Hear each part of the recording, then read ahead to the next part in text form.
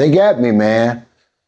I went to get my laundry done today. I'm here in Cebu in IT Park, and I should have known better. I should have asked the price before giving them my clothes, but she set the clothes on the scale, and it was 2.95 kilos. It wasn't that many clothes.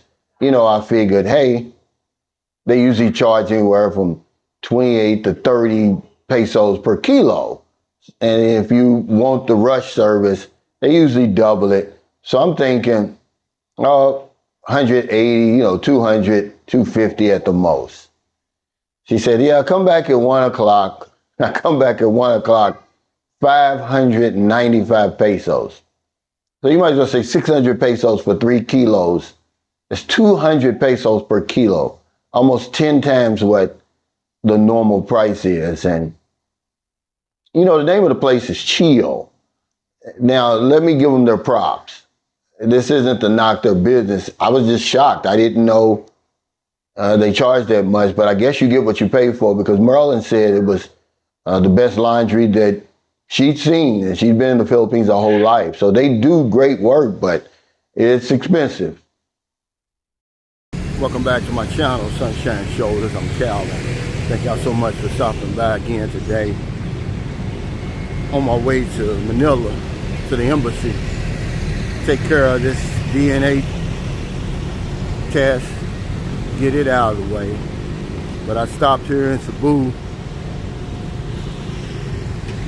getting ready to go get me some breakfast at my favorite breakfast spot in IT Park, the Brown Cup. If you ever get a chance to come through here, stop in. I believe their breakfast is 200 pesos. You get waffles, you get a choice of meat, 2 eggs. Now I want to say coffee too, yeah. For about 200 pesos, man, you can't beat that. But I'm in Avita Towers, where I usually stay here. And man, I'm gonna be honest with you, man. I really like Cebu. That's why it's always been at the top of my list of cities here in the Philippines. It was recently voted one of the top coastal cities in Southeast Asia. But I'm gonna tell you something, the traffic has really gotten bad here. I mean, it's really gotten bad. Now, I'm in IT Park, so, it's not gonna be that bad. But when you get out on the main roads, certainly in the morning, around work time, people going to school,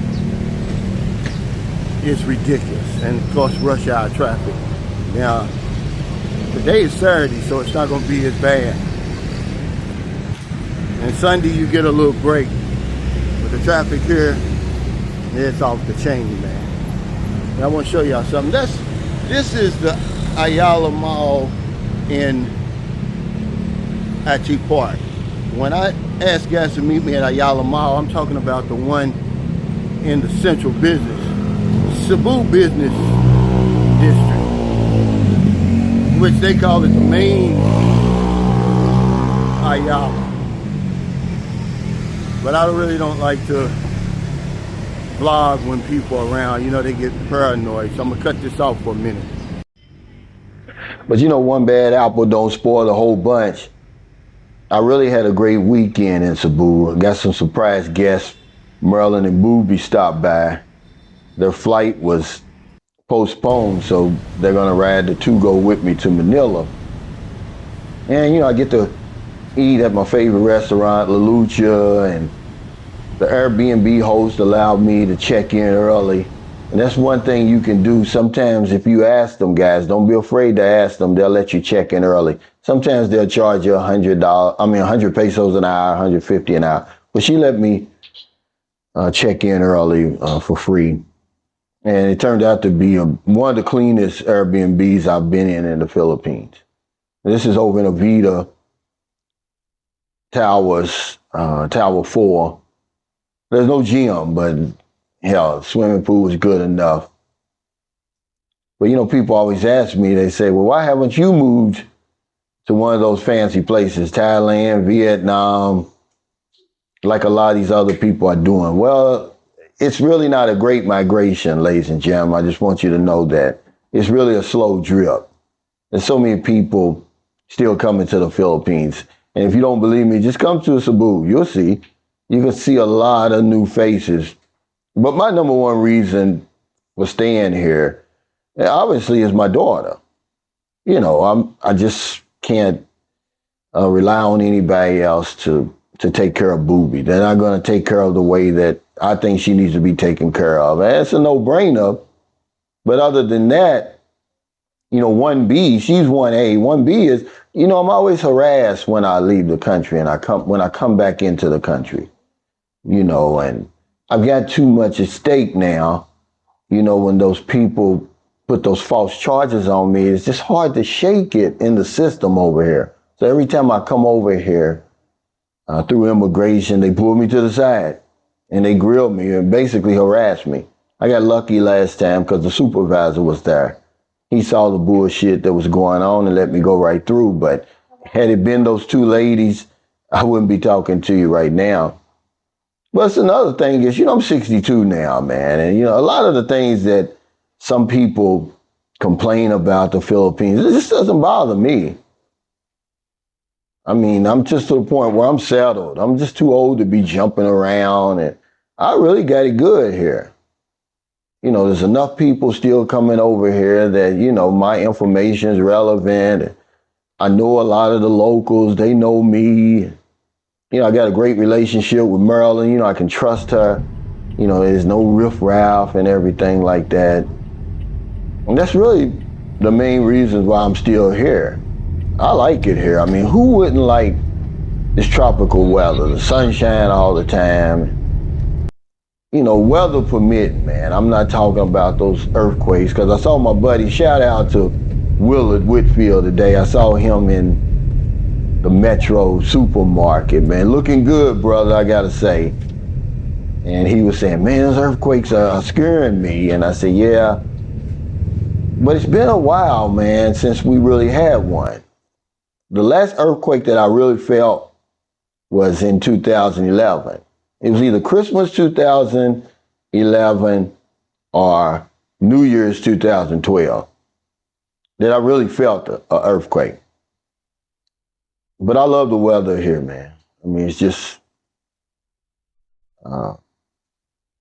keeps my spirits up. And, you know, people talk about the Philippines. I just don't recognize a lot of the stuff. I guess because I've been here so long. You know, you can nitpick if you want to, but I've just gotten, what's the word? I've just adapted to this place. You know, it feels like home to me. But yeah, that laundry place got us good today. But, you know, the only thing that kind of put some sugar on top was Merlin said that it was the best laundry that she'd seen in a while, you know, because it's hit and miss, man. Like I told you before, if you find a good barber over here, stick with him. You find a good laundry, stick with it. You find a good massage place, stick with it. Because it can be hit and miss over here. But other than that, I just like the vibe over here. It's laid back. I'm just at that stage. I guess if I was 30 years old, I'd probably be jumping around, going to Malaysia and Vietnam and all those places. And eventually we will, you know, once Booby gets a little bit older and, you know, things settle down a little bit more. But right now, man, I'm here, man. And, you know, I don't have any regrets about it. And remember, I live by live and let live. I've been living by that ever since I stopped drinking.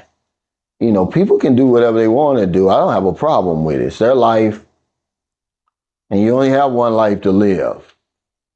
You know, what they say, if you live it good enough, one life's enough, or one time's enough, whatever it is. But thank y'all so much for stopping by. Yeah, we're getting ready, packing up and everything to go to Manila. We'll be there, I guess, about a week. So Booby gets a week off from school. She's happy about that.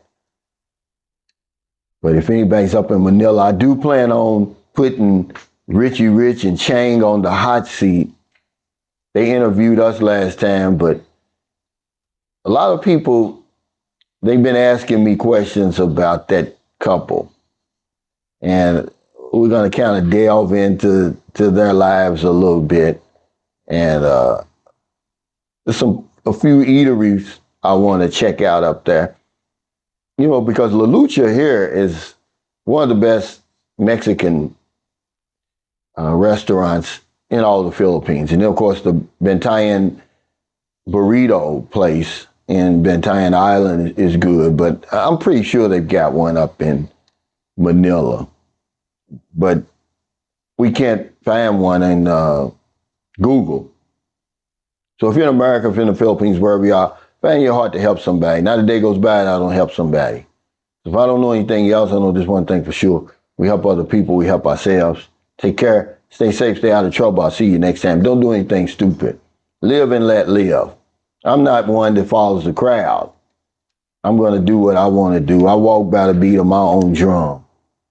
I've always been that way, man. That's why people think I'm crazy. My friends and family think I'm crazy for living over here. They don't realize, man, I can't afford to live the way I live here in America. And I just want to live a decent life, man. I'm in my fourth quarter, guys. Is that asking too much? I don't think it is.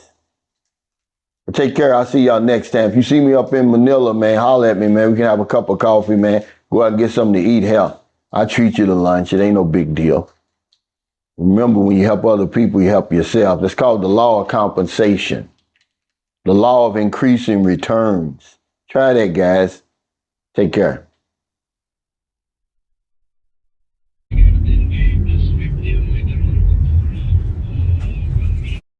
Boots on the ground, don't do nothing stupid. Give that man his flowers, a tribute through music.